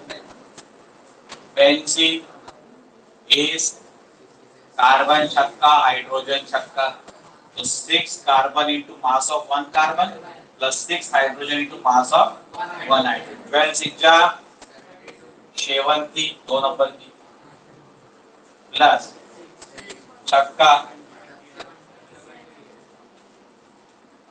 ये समझ गया? ये टोलिन क्या होता है बाबा? देखो C6 H6 इज बेंजीन, इसमें से आप क्या कम करते हो? एक हाइड्रोजन, तो ये बचा H5, और फिर क्या लगाते हो? एक मिथिल ग्रुप, तो CH3। तो जिससे अच्छे से याद है ठीक है, नहीं तो ऐसे ब्रेक करके कर लो। C7 H5 plus 3 is 8, तो 7 into 12 plus 8 into हाइड्रोजन का मास 1, टोटल 8 एटम्स, कार्बन का मास 12, टोटल 7 एटम्स। 7 12 जा 84, 8 1 जा इज इक्वल टू, अब समझा? ये आप लिख लो अगर नहीं आता होगा करना तो, ठीक है? तो अभी हमने क्या सीखा? परसेंटेज को मास में कैसे बदलना, और हमारे original knowledge of atomic masses थे मोलर मासेस कैसे पता करना। एटॉमिक मास कार्बन का 12 और हाइड्रोजन का 1, उसके बेसिस पे मोलर मास कैसे निकालना, वो एक अलग स्ट्रेटेजी हो गई। परसेंटेज को वेट्स में बदलना एक अलग स्ट्रेटेजी हो गई, ठीक है? ये सवाल बार बार पूछे जाने के पीछे का रीजन ये है कि कई बच्चे इसी स्ट्रेटेजीज पे फंस जाते हैं, वो गिवन के आगे बढ़ ही नहीं पाते, फिर बोलते न्यूमेरिकल बहुत कॉम्प्लिकेटेड हो गया। अभी तो न्यूमेरिकल सॉल्व होना शुरू ही नहीं हुआ, परसेंटेज का खेलना आ गया, ठीक है? मोलर मास निकालना समझ में आ गया। जितने भी न्यूमेरिकल्स इस कैटेगरी में आएंगे सबके लिए वही स्ट्रेटेजी, परसेंटेज का 100 वाला गेम खेलो और मोलर मासेस एटॉमिक मास को जोड़कर पता करो। एटम के मासेस को जोड़ा तो मोलर मास मिला, एटम के मासेस को जोड़ा तो मोलर मास मिला। हमेशा यही कर रहे हैं। अभी ना 2 साल बाद वाली सीबीएसई बैच को बहुत तकलीफ आने वाली है, जो भी 9th में पढ़ रही है ना, वो अगले साल 2 साल बाद के 11th में उसको बहुत तकलीफ आने वाली है। पूछो कैसे? इनफैक्ट तुम्हारे जो इमीडिएट जूनियर्स थे जो अभी 11th में आए हैं उनको भी तकलीफ आ रही है। मोल कंसेप्ट वाला जो पार्ट 9th स्टैंडर्ड में था पूरा डिलीट कर दिया। In the quest of simplification, they have actually done deletion, not simplification. वो चाह रहे थे सिंप्लीफाई कर दे बच्चों के लिए, एक्चुअली उन्होंने उस चक्कर में सिलेबस में से उसको डिलीट कर दिया।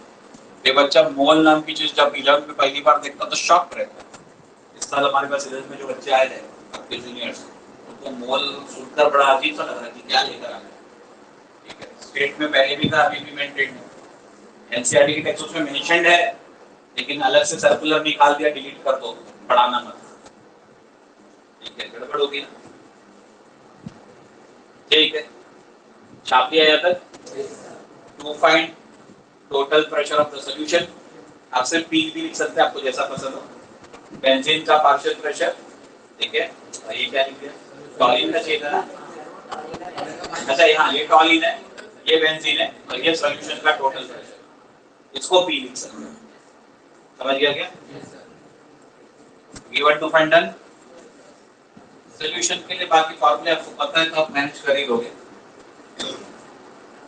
मास upon molar mass is number of moles, mass upon molar mass is number of moles. तो mass of toluene upon molar mass of toluene is number of moles of टॉलिन।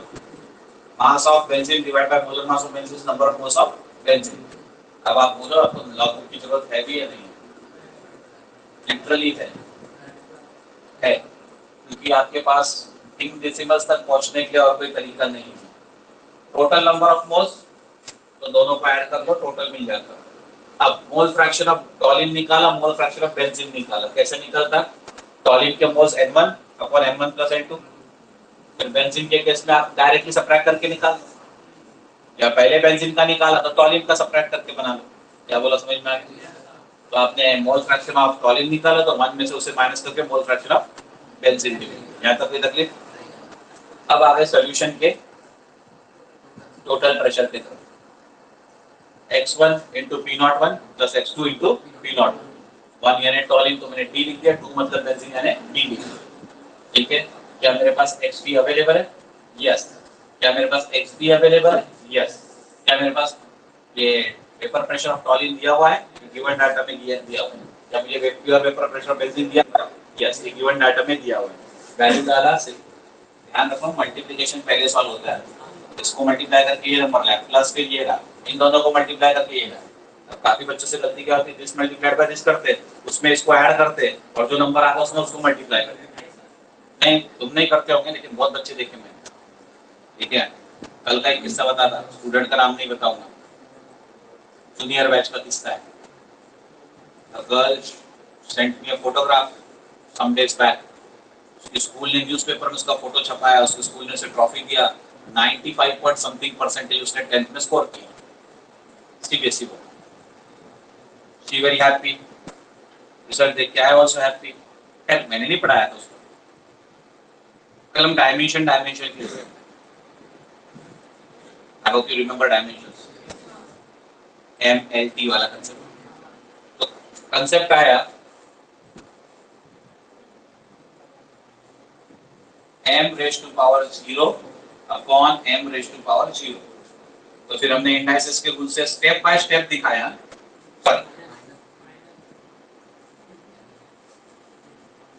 ठीक है, स्टेप बाय स्टेप लेके फिर पूछा कितना होता, तो दीदी बोलती है 1 होता।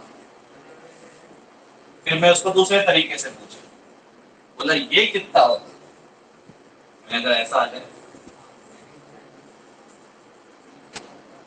तो बोले वो तब ये प्लस हो गया, ये तब भी 1 आता था।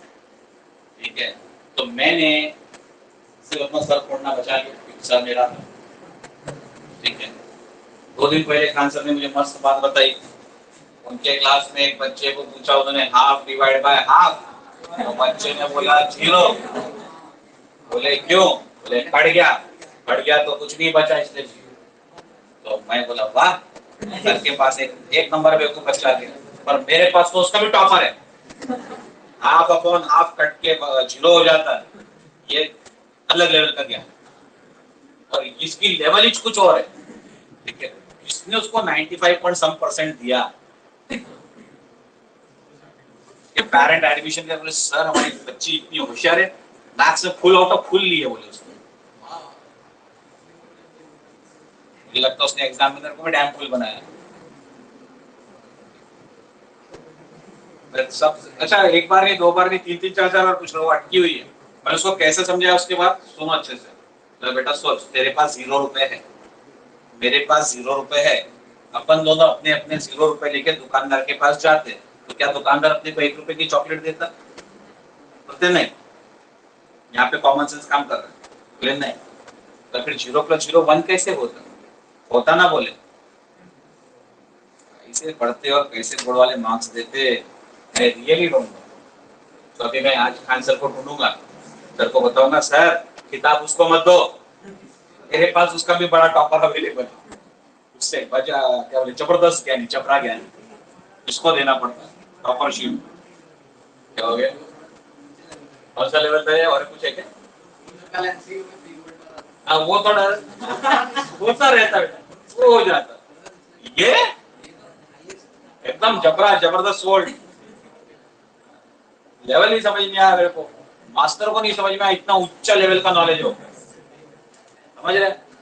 वो तो भी कुछ तो जुगाड़ करके अपन साबित कर ही देंगे, कुछ ना कुछ। उनमें से कुछ बच्चे बताए भी कैसा तो भी करते।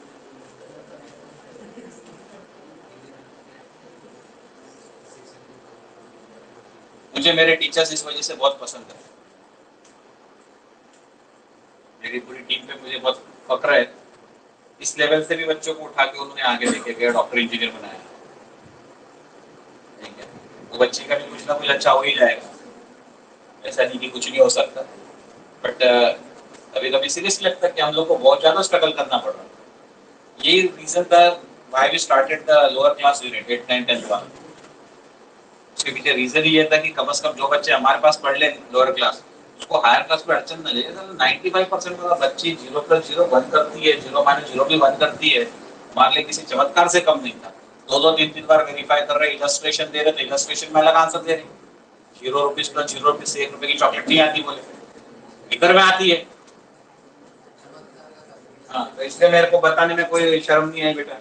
इनको पहले मल्टीप्लाई करते, उसको बाद में मल्टीप्लाई करते, इसकी मल्टीप्लाइड वैल्यू आएगी है, उसकी मल्टीप्लाइड वैल्यू आएगी है, और फिर करेंगे एडिशन। इसको बॉड मास रूल बोलते हैं मैथ्स में। मल्टीप्लिकेशन को पहले प्रीफर करते हैं, एडिशन को बाद में प्रीफर करते हैं। ठीक है, नहीं तो ये लगातार सीरियल ऑर्डर जो दिख रहा वैसे चमका नहीं जाए। केवल सर मैंने सब सही किया था, 1 घंटा बैठ के मल्टीप्लाई डिवाइड एडिट सब किया था, लॉग बुक जैसे सिखाया तो वो भी किया था। तो क्या करे, तूने बॉड मास ही भूल गया। बॉड मास कौन सी क्लास में सिखाते हैं?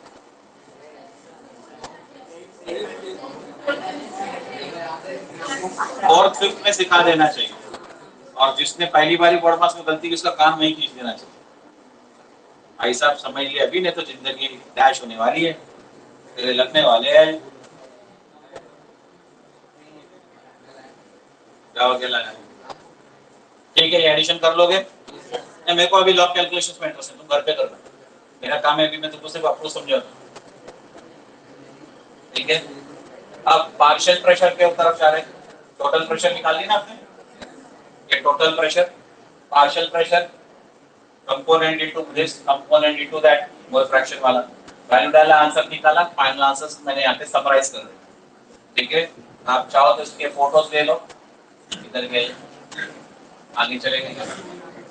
हाँ, ये कैलकुलेशन का पेज 1 का फोटो ले लो, आराम से बैठ के कैलकुलेशन चेक करना।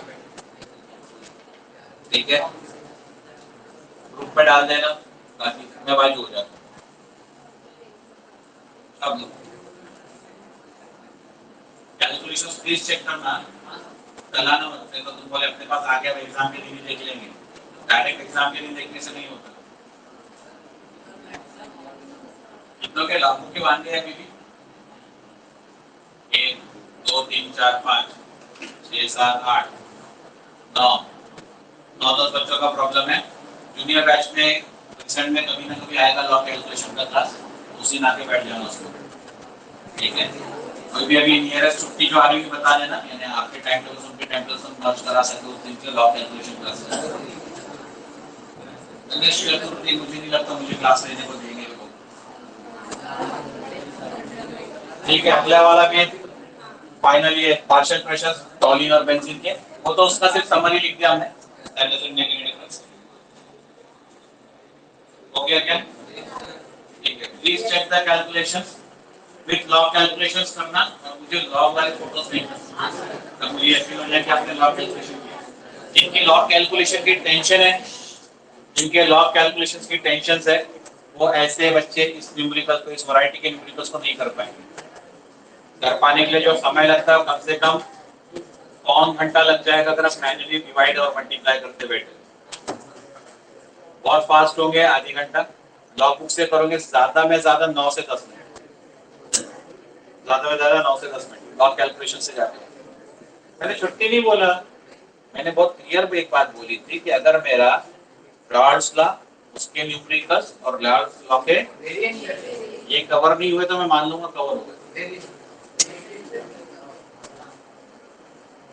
जिनको छुट्टी चाहिए ले सकते, जिन्हें छुट्टी नहीं चाहिए वो आगे देख सकते। Ideal solution and non ideal solution, मैंने इसकी आपको ब्रीफ समरी दे दी थी। आइडियल सोल्यूशंस हुआ जो रॉल्स लॉ भी करते, और जो रॉल्स लॉ भी नहीं करते हो नॉन आइडियल सोल्यूशन। इतना अंडरस्टैंडिंग है? ठीक है, इसके आगे अगर मुझे 2 मार्क के लिए लिखना है तो क्या लिखूंगा? आइडियल सोल्यूशन का तो पहले हमने बोल दिया there will be Raoult's law और all range of concentrations.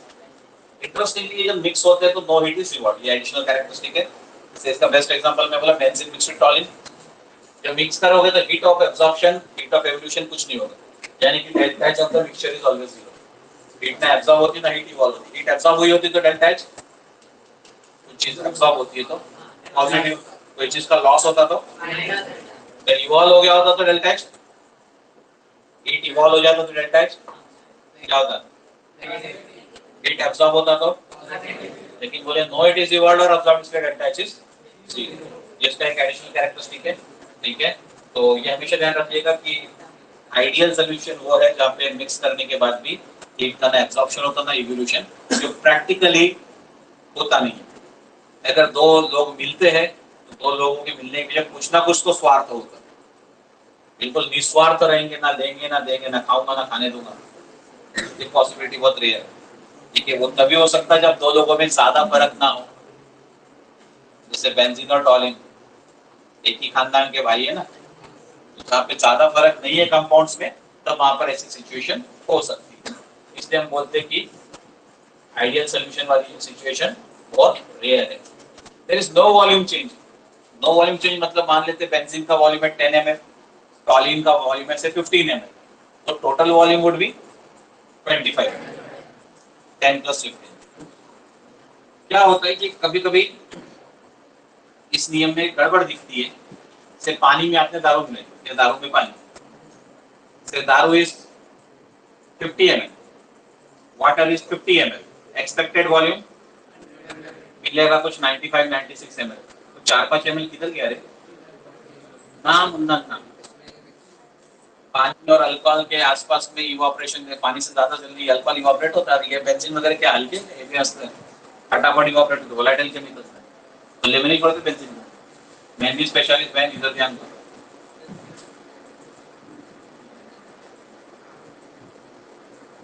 Contracts लेते हो क्या मेहंदी ना, शादी वगैरह नहीं? तो काहे रिहर्सल कर रही छोरी? वहां पे हम हाँ हाँ पंचायत में ये बार बार हिंदी मीडियम बड़ा जोर दे रहा है भाई। पंचायत यानी 95, हाँ इंग्लिश मीडियम सीबीएसई, हमको नहीं पता तो पता नहीं, पंचायत नहीं पता है, बढ़िया। तो वो 5 ml किधर गया तो इवापोरेट नहीं हुआ। ठीक है, इस जादू के पीछे का रहस्य थोड़ा सोचो। ठीक है, किताबें पढ़ोगे तो मिल जाएगा, किताबें पढ़ोगे तो मिल जाएगा, सॉल्यूशंस चैप्टर के अंदर ही। आंसर मैं अभी नहीं बता, क्योंकि इसका रावल्स लॉ से फिलहाल कोई लेना देना नहीं है। ठीक है, जो ढूंढना चाहे ढूंढ ले, मेरे साथ पर्सनली डिस्कस करना चाहे कर ले। ठीक है, मिलेगा सबको जवाब। किताब पढ़ने की आदत तो डालो, नहीं डाल पाए आदत तो 10 पन्ने पलटाओ इधर, 10 पन्ने पलटाओ उधर, और फिर नहीं मिले तो फिर मेरे पास आओ। ठीक है, पहले तो हमने बोला हीट चेंज नहीं होगा, दूसरा बोला वॉल्यूम चेंज नहीं होगा। मिक्सचर के अंदर में change in volume would be 0, या new volume is V1 plus V2, perfect 10 ml plus 15 ml, 10 ml toluene 15 ml benzene, total solution 25 ml रहेगा, 24 या 23 नहीं हो जाएगा, ठीक है। Change in volume of mixture is 0। Ideal solution में सॉल्वेंट और सॉल्यूट, सॉल्यूट और सॉल्यूट, सॉल्वेंट और सॉल्वेंट के मॉलिक्यूलर इंटरेक्शंस आर कंपैरेबल, मतलब इक्वल। ये वर्ड को ध्यान रखना, क्योंकि नॉन आइडियल सॉल्यूशंस का डिफरेंस यहीं से लागू। कितने लोगों को मिक्स किया? 2 लोगों को, एक का नाम सॉल्यूट, एक का नाम सॉल्वेंट, या एक का नाम कंपोनेंट 1, एक का नाम कंपोनेंट 2, या एक का नाम A, एक का नाम B, एक का नाम 1, एक का नाम 2, जो भी बोल दो। आप ज्यादा फास्ट हो गए। तो सॉल्यूट और सॉल्वेंट ये भाषा में बात कर रहा हूं। 2 सॉल्यूट मॉलिक्यूल्स आपस में इंटरेक्ट कर सकते हैं, 2 सॉल्वेंट मॉलिक्यूल्स आपस में इंटरेक्ट कर सकते हैं, एक सॉल्यूट एक सॉल्वेंट मॉलिक्यूल आपस में इंटरेक्ट कर सकते हैं। तो कितने तरह के इंटरेक्शंस हुए जब 2 लोगों को मिक्स किया? 3 तरह के इंटरेक्शंस हुए। नहीं समझा तो दूसरे तरीके से समझो। आप सभी बॉयज और गर्ल्स के आंखों पे पट्टी बांधी, ठीक है, क्लास पूरा खाली है, बेंचेस नहीं है, अब बोला चलो रे दौड़ो भागो इस रूम के अंदर में, और सबको यानी किसी को भी रुकना अलाउड नहीं है, सबको दौड़ना भागना है। तो किस तरह के परमिशंस हो सकते हैं? Boys with boys, girls with girls, boys with, वही कहा। सॉल्यूट एंड सॉल्वेंट 2 कंपोनेंट है, सॉल्यूट सॉल्यूट से टकरा सकता है, सॉल्वेंट सॉल्वेंट से टकरा सकता है, सॉल्यूट सॉल्वेंट आपस में टकरा सकता है। बोले सर ऐसे समझाया करो हमें, बॉयज यही समझ आता हमें। इधर दे रहे तो तीनों इंटरेक्शन समझ में आ गए। तीनों को कंपैरेबल बोला मतलब they are nearly of the same value, ठीक है। तीनों में कोई भी फोर्स ज्यादा नहीं हो रहा, तीनों में कोई भी फोर्स वीक नहीं पड़ रहा, सब इक्वल वैल्यू के है। इसको बोलते कंपैरेबल फोर्स। जहां पे इनमें वैल्यू में ऊंचा नीचा हो जाए तो हमें वेरिएशन शुरू हो जाता है, इसे नॉन आइडियल सॉल्यूशन बोलते हैं, जो रायोट्स लॉ ओबे नहीं करते। तो रायोट्स लॉ जो ओबे करते हैं उनका तो ग्राफ याद है आपको, आज से अब ऐसा ग्राफ कभी दिख जाए तो बोलना ये आइडियल सॉल्यूशन का ग्राफ, ठीक है। अब जो लोग ओबे नहीं करते riots law, non ideal solution, ठीक है। तब इसमें हमारे पास क्या क्या गड़बड़ हो सकती है उसको समझ लो। इसमें गड़बड़ ये हो सकती है कि मेरे पास पॉजिटिव डेविएशन मिल सकता है या तो नेगेटिव डेविएशन। अब पॉजिटिव और नेगेटिव डेविएशन कब बनेंगे उसको आप भी तो एग्जांपल से याद करना ना, मैं तो आपको भी कांसेप्ट बताऊंगा, एग्जांपल मेमोराइज करने का काम आपका है। एग्जांपल रखना पड़ेगा एटलीस्ट 1 मंथ, ठीक है, पॉजिटिव का भी और नेगेटिव का भी। एंट्रेंस वाले को बुक्स में 3-3 एग्जांपल से 2-2 3-3 पूरे याद करने पड़ेंगे। पॉजिटिव वाले कौन से, नेगेटिव वाले कौन से, वो मैं याद रखता नहीं क्योंकि मुझे एंट्रेंस एग्जाम में भी देनी नहीं है। बोर्ड वालों को कम से कम एक एग्जांपल याद रख लेना चाहिए, ठीक है। अब पॉजिटिव डेविएशन का मतलब क्या? तो ग्राफ देखो, हमारा पहला ग्राफ ऐसा जाना था तो खुल गया, दूसरा ग्राफ ऐसा जाना था वो भी ऊपर की तरफ कॉन्वेक्स हो गया, तीसरा ग्राफ रिजल्टेंट ऐसा जाना था ये भी कॉन्वेक्स हो गया। इस बार हमने इसको ऊपर कर दिया, इसको नीचे कर दिया, सेम ग्राफ है कि दूसरा ग्राफ हो गया? सेम ग्राफ है। पिछली बार P1 वाली लाइन वो थी और P2 वाली लाइन ये थी, तो ग्राफ सेम नीचे जो भी हो आप, लेकिन ऊपर नीचे कर सकते हैं, मैंने आपको बता के रखा है। तो P1 से ज्यादा खुला हुआ P1 का ग्राफ, P2 यहाँ पे आना चाहिए था लेकिन यहाँ मिल रहा है, P1 प्लस P2 यहाँ मिलना चाहिए था, ये भी कॉन्वेक्स हो गया, मतलब ऊपर बल्ज हो गया। तो हम क्या बोलेंगे? ऊपर जाना मतलब पॉजिटिविटी, या नीचे आना है पॉजिटिविटी? तो यहाँ था यहाँ चला गया, मतलब ऊपर की तरफ गया, पॉजिटिव एक्सिस तरफ गया, यहाँ था उधर चला गया, होना यहाँ चाहिए तो यहाँ चला गया, मतलब पॉजिटिव साइड जा रहा है, उसको कहते हैं पॉजिटिव डेविएशन। समझ गया? अब ये कब हो सकता है? 3 तरह के इंटरेक्शन थे, इसमें से सबसे ज्यादा इंपॉर्टेंट कौन सा होगा? छोकरा छोकरा, छोकरी छोकरी, या छोकरा छोकरी? हाँ, कितने होशियार बच्चे। आज तक मेरे रायोट्स लॉ के एक्सप्लेनेशन को कोई डिनाइश नहीं किया, सबको पसंद आ गया। ये बोले मस्त इंटरेस्टिंग है रायोट्स लॉ के डेविएशन, रायोट्स लॉ से ज्यादा इंटरेस्टिंग हो रहा है। छोकरा छोकरी में अफेक्शन कम तो उनका वेपर बन के उड़ जाने का चांस कम। तो जब सॉल्यूट सॉल्वेंट का इंटरेक्शन वीक, वहां पे वेपर बनने का चांस, इसलिए वेपर प्रेशर एक्सपेक्टेशन से ज्यादा। पॉजिटिव डेविएशन रीजन समझ गए? फिर यहाँ पे वो कहानी चिपका डालना, पॉजिटिव नेगेटिव दोनों डेविएशन के कॉमन कहानी क्या है? Delta H of the mixture not equal to 0, delta H of the sorry delta V of the mixture, change in volume of the mixture not equal to 0। जो वहां पे equal to 0 बोले, यहाँ not equal to 0 बोले, इसलिए ये non ideal हो गया। पॉजिटिव डेविएशन का रीजन क्या दोगे? छोकरा छोकरी का इंटरेक्शन कम तो बॉन्ड फॉर्मेशन वीक, इसलिए तलाक लेकर वेपर बन के उड़ जाने का चांस, वेपर प्रेशर की टोटल फिर जो मिलेगी वो ज्यादा हो जाएगी, इसलिए पॉजिटिव डेविएशन। अब बताओ नेगेटिव डेविएशन का कारण क्या? हाँ वो तो ग्राफ में नीचे आ जाएगा, ये रहे ग्राफ में, यहाँ होना चाहिए था नीचे आ गया, यहाँ आना चाहिए था नीचे आ गया, यहाँ रहना चाहिए था नीचे आ गया। सॉल्यूट सॉल्वेंट की इंटरेक्शन ज्यादा मजबूत हो गई, तो एक दूसरे को साथ निभाना, छोड़ के ना जाना, तो वेपर मत बन जाना, तो कम वेपर बन रहा है, तलाक कम हो रही है सॉल्यूट सॉल्वेंट की, इसलिए एक्सपेक्टेड वेपर प्रेशर से हम नीचे रह रहे, इसलिए ये हो गया नेगेटिव डेविएशन। इतनों को बात समझ में आ गई, रीजन के साथ एग्जाम में रीजन भी देना है। Solute solvent interaction more than expected, अरे वेपर बनेगा तो वेपर प्रेशर आएगा, वेपर ज्यादा बनेगा तो वेपर प्रेशर पॉजिटिव हो जाएगा, वेपर कम बनेगा तो वेपर प्रेशर नेगेटिव हो जाएगा। इंटरेक्शन स्ट्रांग है सॉल्यूट सॉल्वेंट का, तो वेपर बनाएंगे क्या है, जुड़े हुए साथ में, तो अलग ही नहीं हुए तो डिवोर्स नहीं हो तो उड़ेंगे कैसे? ठीक है, शादी के बंधन में बंधे बेचारे वेपर नहीं बना पा रहे, तो वेपर कम बन रहा, तो क्या बोलेंगे, नेगेटिव डेविएशन। तो इंटरेक्शन मजबूत तो डेविएशन नेगेटिव, इंटरेक्शन कमजोर सॉल्यूट सॉल्वेंट का तो deviation positive, more vapour will be. समझ गया? एग्जांपल्स याद करने की जिम्मेदारी आपकी। That's all for today, thank you very much.